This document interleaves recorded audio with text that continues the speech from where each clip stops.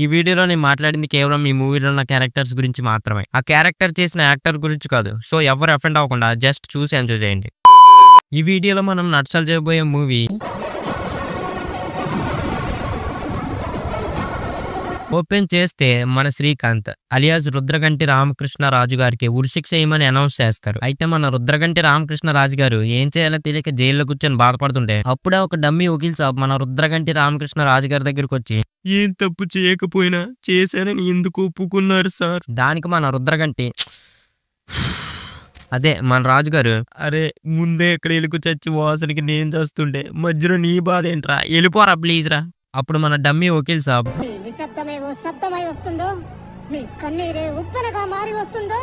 మీరు నిన్న తిన్న కందిపప్పు మోషన్లా మారి బయటకు వస్తుందో అని ఒక 144p రేంజ్ లో ఎలివేషన్ ఇస్తాడనమాట. ఇందాక జరిగిందంతా టీవీలో వింటూ కోమలో ఉన్న మన రాజుగారు కూతురు కోర్టులో రుద్రగంటి రామకృష్ణరాజుకు ఉరిశిక్ష. అంతే. ఇలా సీరియస్ గా ఉన్న పేషెంట్స్ దగ్గర ఇలాంటి న్యూస్ ఛానల్స్ పెట్టాలి. కట్ చేస్తే ఆంధ్ర సీఎం కూతురు పెళ్లి జరుగుతూ ఉంటది అనమాట. అప్పుడు మన తెలంగాణ సీఎం కొడుకు వచ్చి ఆంధ్ర సీఎం కూతుర్ని లేపుకెళ్ళిపోతాడు. Wow, what a script writing man. పెళ్లి కూతురు లేచిపోయి పరువంతా పోతుందని మన ఆంధ్ర సీఎం గారు తన జాలి గుండెతో చిన్నప్పటి నుంచి పెంచిన తన మామయ్యని మా ఇంట్లో శవం లేచింది, ఎలా వచ్చారో అలా ముడ్డి మూసుకొని వెళ్ళిపోండి అని స్పీచ్ ఇస్తాడనమాట. అప్పుడు మన ఆంధ్ర సీఎం తెలంగాణ సీఎం కి ఫోన్ చేసి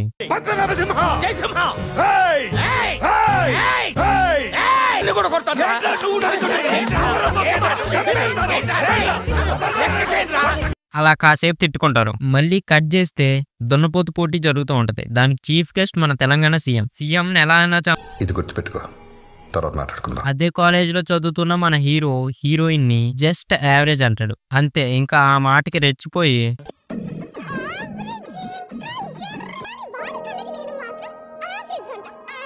ఫ్లాష్ బ్యాక్.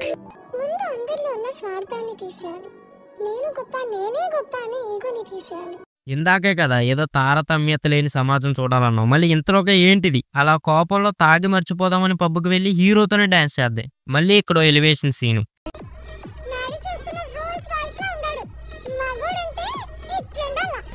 కాబోయే మొగుడిని పక్కనెట్టుకొని పరాయి మొగాడిని రోల్స్ రాయ్స్ ర్యాపిడో అంటుంది. వావ్, ఇదే సినిమా పరిస్థితి. ఆ తర్వాత హీరోకి తన రేంజ్ ఏంటో చూపించాలని చెప్పి హీరోని ఇంటికి పిలుస్తుంది అనమాట పెళ్లికి.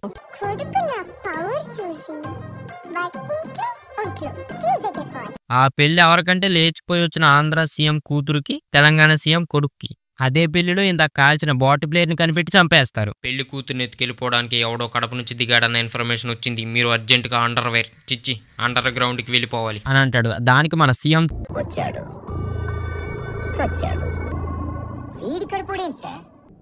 మళ్ళీ పెళ్లిలో కూడా ఎలివేషన్.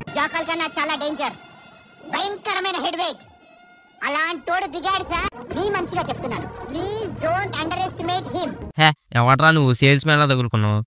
అప్పుడే మన సేల్స్ మ్యాన్ భారీ ఎలివేషన్స్ తో ఒక ఫ్లాష్ బ్యాక్ చెప్తాడు.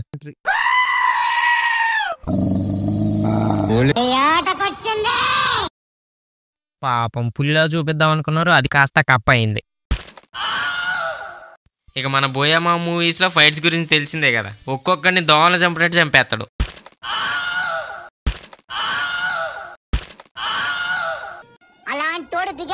ఇంకా ఫ్లాష్ బ్యాక్ అయిపోద్ది.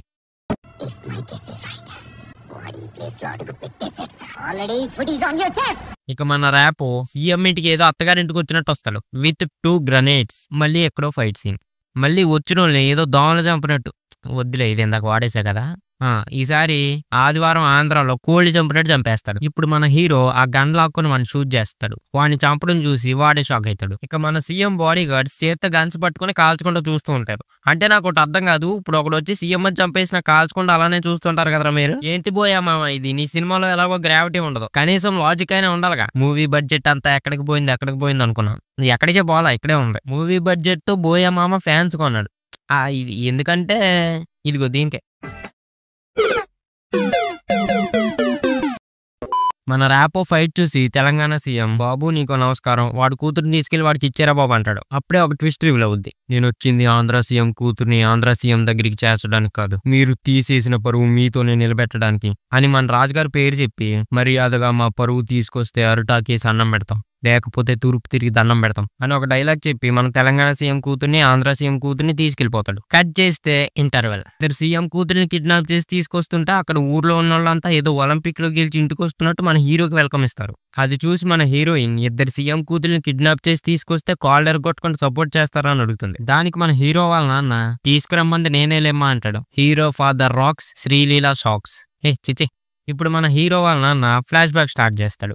ఏంటి లాగ్ అనిపిస్తుందా? మీకు ఒక్కసారికి ఇలా ఉంటే నేను 4 times చూసారా మూవీ, ఇంకా నాకెలా ఉండాలి? ఓకే, ఫ్లాష్ బ్యాక్ తొందరగా కొట్టేస్తా. మన హీరో వాళ్ళ నాన్న అండ్ రాజు గారు ఇద్దరు బెస్టీస్ అనమాట. మన రాజు గారికి క్రౌన్ టెక్నాలజీ ప్రైవేట్ లిమిటెడ్ అనే కంపెనీ ఉంటుంది. మన ఆంధ్ర తెలంగాణ సీఎంల దగ్గర 5 లక్షల కోట్ల బ్లాక్ మనీ ఉంటుంది. మన సీఎంలు ఇద్దరు ఆ బ్లాక్ మనీని కంపెనీలో పెట్టి వైట్ గా మార్చాలని మన రాజు గారిని కాంటాక్ట్ అవుతారు. అప్పుడు మన రాజు గారు ముడ్డి నోరు మూసుకొని ఎటు నుంచి వచ్చారో అటు నుంచే దుబ్బేయమంటాడు. ఆ మాటలకి సీఎం ఇద్దరికి మండి మన రాజుగారి మీద అన్ని రకాల కేసులన్నీ పెట్టి జైల్లోకి తోస్తారనమాట. ఈ కంపెనీ మా పేరు మీద రాస్తున్నట్టు ఈ పేపర్ల మీద సంతకం పెట్టు, లేకపోతే నీ కూతుర్ని చంపేస్తామంటాడు.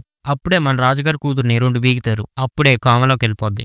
అందుకే మెల్లకి కొట్టాలి. ఇలా కొబ్బరికాయ కొట్టినట్టు కొడితే కోమలోకి వెళ్తారు. ఇంకా మన రాజుగారు జైల్లో, రాజుగారు కూతురు కోమలో ఉంటారు. ఇంకా ప్రెజెంట్ కి వస్తే మన హీరో వాళ్ళ నాన్న పచ్చళ్ళు పట్టుకుని ఇద్దరు సీఎంల దగ్గరికి వెళ్తాడు. చెప్పలేదు కదా, ఫ్లాష్ బ్యాక్ చెప్పే ముందే మన సీఎంలు ఇద్దరు కలిసిపోతారు. అలేక్యో చిట్టి పికిల్స్ ఫ్రెష్ అయినా ఫుల్ ఫ్రెష్. కేజీ ఎంత? జస్ట్ 2500. అయ్యి బాబాయ్. ఇంకా మన సీఎంలు ఇద్దరు వాళ్ళ 300 మనుషుల్ని హీరో వాళ్ళ విలేజ్ కి పంపిస్తారు. అయితే ఆ 300 మంది 3 దిక్కులుగా 100 చొప్పున. అరే నాకు చిన్నప్పుడు చదువుకున్న మ్యాథ్స్ గుర్తొస్తుంది. అలా 300 మంది 3 దిక్కులుగా మన హీరో విలేజ్ ని చుట్టేస్తారు. అప్పుడు మన హీరోకి మగధీర 3.0 పోతాడు. ఆ దెబ్బతో 300 మందిని మిక్సీలో వేసి రుబ్బినట్టు రుబ్బేస్తాడు. అరే మీకు గన్ ఇచ్చింది కాల్చమనరా, కాల్చకుండా గన్తో పొడవడానికి వెళ్తారేంటరా? హీరోని ముందెట్టుకుని పక్కనున్న దీన్ని కాల్చుతున్నారు.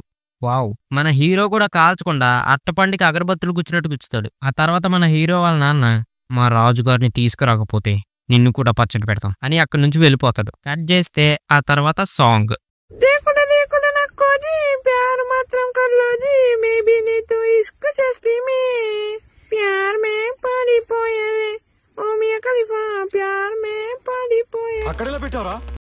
పాట అయిపోయిన తర్వాత మన డమ్మీ వకీల్ సాబ్ జైల్లో ఉన్న రాజుగారి దగ్గరకు వచ్చి సీఎంఎల్ దగ్గర కోమలో ఉన్న మన కూతుర్ని ఎవడో బయటికి తీసుకొచ్చాడు, ఇప్పుడు అమ్మాయి సేఫ్ గానే ఉంది, మీరేం భయపడకుండా బెయిల్ పేపర్ మీద సైన్ చేయండి అంటాడు. ఇదే టైంలో మన హీరో వాళ్ళ ఊర్లో ఫెస్టివల్ జరుగుతూ ఉంటది. అప్పుడే జైల్లో నుంచి బయటకు వచ్చిన మన రాజుగారు ఊళ్ళోకి వస్తారు. మన రాజుగారు వెనకాలే సీఎంలు ఇద్దరు కలిసి తన సైన్యాన్ని వేసుకొని వస్తారు. ఇప్పుడు అదిదా ఫైట్.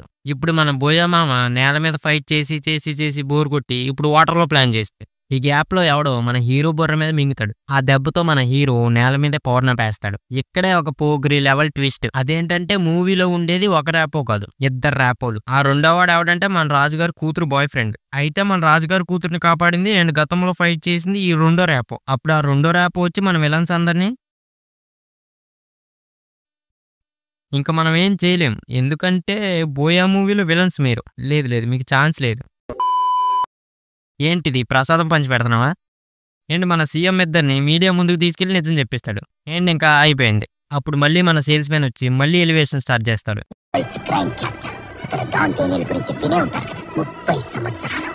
3 ప్రభుత్వాలు, 30,000 మంది సైన్యం, వాణ్ణి చంపింది వీడే సార్. యారా నీకు శాలరీ ఇచ్చేది విలన్స్ కి ఎలివేషన్స్ ఇవ్వడానికా? యారా స్కంద 2 ఉందంట, చూస్తారా? So that's all the video guys. And ఛానల్లో ఫస్ట్ టైం మూవీ నట్సల్ ట్రై చేశా. సో ఎలా ఉందో కామెంట్ చేయండి. వీడియో నచ్చితే లైక్ చేయండి, షేర్ చేయండి. ఇంకా సబ్స్క్రైబ్ విషయానికి వస్తే నువ్వు చేస్తావు నాకు తెలుసు. అండ్ డిస్క్రిప్షన్ లో నా ఇన్స్టాగ్రామ్ ఐడీస్ ఉన్నాయి, వెళ్ళి ఫాలో అయిపోండి. సో నెక్స్ట్ వీడియోలో కలుద్దాం. Bye bye. అండ్ ఇన్స్టాగ్రామ్ లో ఫాలో అవ్వడం మాత్రం మర్చిపోకండి.